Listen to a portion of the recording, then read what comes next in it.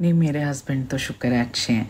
उन्होंने तो मुझे फ़ोन रखने की भी परमिशन दी हुई है और काम करना भी मुझे अलाउ किया हुआ है और घर वालों से मिलने की भी परमिशन दी हुई है। बस उन्हें मेरी कुछ फ्रेंड्स नहीं पसंद कॉलेज की।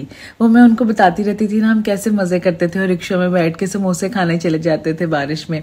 तो वो कहते हैं ये ऐसे अच्छी लड़कियाँ, मुझे ऐसी नहीं अच्छी लगती। कभी कभी उनके मैसेज आ जाते हैं तो मैं रिप्लाई तो कर देती हूँ, दोस्तें थी याद आती हैं, पर फिर मैं डिलीट कर देती हूँ क्योंकि वो बाद में मेरी चैट्स वगैरह पढ़ते हैं ना, वो असल में कहते हैं कि तुम बिल्कुल ही डंगर हो, तुम्हें तो कोई अकल ही नहीं है और लोग तुम्हें ऐसे कहीं बेवकूफ़ बना लेते हैं। तो फिर इसलिए ना वो मेरी चैट्स वगैरह पढ़ लेते हैं और ऐसे मेरे पासवर्ड भी उनके पास है मेरी सिक्योरिटी के लिए। तो कहते हैं ऐसे लोग जेलस भी होते हैं ना थोड़े कि तुम्हारा इतना हैंडसम हस्बैंड है। नहीं नहीं तौबा, मुझे तो नहीं अलाउड, मुझे तो हाथ भी नहीं उनके फ़ोन को लगाना अलाउड। एक दफ़ा मुझे याद है वॉशरूम में थे शायद और फ़ोन इनका बजी जाए। मैंने कहा पता नहीं कोई इमरजेंसी ना हो तो मैंने उठा लिया। तो मेरी इतनी बेइज्जती की, उन्होंने कहा तुमने खाओ, तुम होती कौन हो?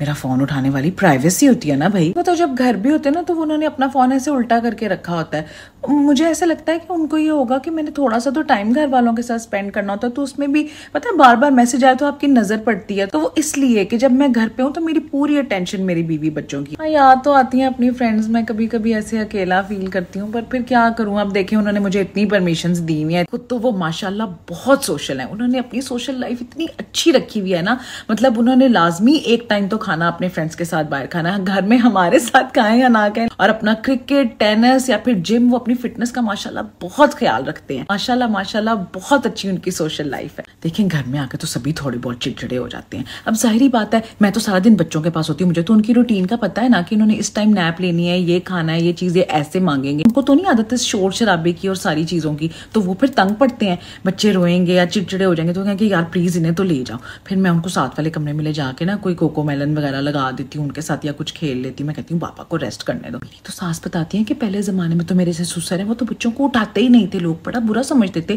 कि मर्दों ने बच्चा उठाया हुआ है, ये तो उठा भी लेते हैं बच्चे। तो नहीं अच्छे हैं। तब वही जैसे कहते हैं ना कि वो खिलाते हमें वो सोने का निवाला है लेकिन देखते शेर की आंख से। हम बालों का कहते हैं बाल नहीं तुमने कटवाने और ना ही डाई कराने, उनको नहीं नीले पीले बाल पसंद। कभी कभी मेरा दिल करता है जब मैं अपनी बहनों वगैरह को देखती हूँ इतने स्टाइलिश से किए होते, लेकिन फिर मैं कहती हूँ कि मेरे मियाँ को नहीं पसंद तो जाहिर बात है फिर मैं तो नहीं कटवाती। नहीं, स्टाइल वो अपनी मर्जी का ही रखते हैं, स्टाइलिश तो बड़े हैं। मुझे ना दाढ़ी उनकी पसंद थी, मुझे पसंद है ऐसे मर्दों की दाढ़ी और थोड़े ऐसे बाल। तो उनके दोस्तों ने कहा कि क्लीन शेव करा दो तो उन्होंने करा दी। मैंने उन्हें कहा तो कहते हैं तुम्हें क्या पता है मर्दों के स्टाइल का, उनको पता है क्या तुम्हें पता है? बंदा तो वही है ना, दाढ़ी हो या ना हो क्या फर्क पड़ता है।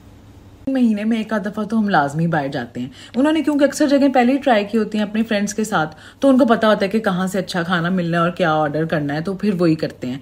एक आध दफा मैंने की ट्राई अपनी मर्जी से कोई चीज़ ऑर्डर करने की, तो कहते हैं तुम्हें क्या पता है, तुम कभी आई हो ऐसी जगहों पे?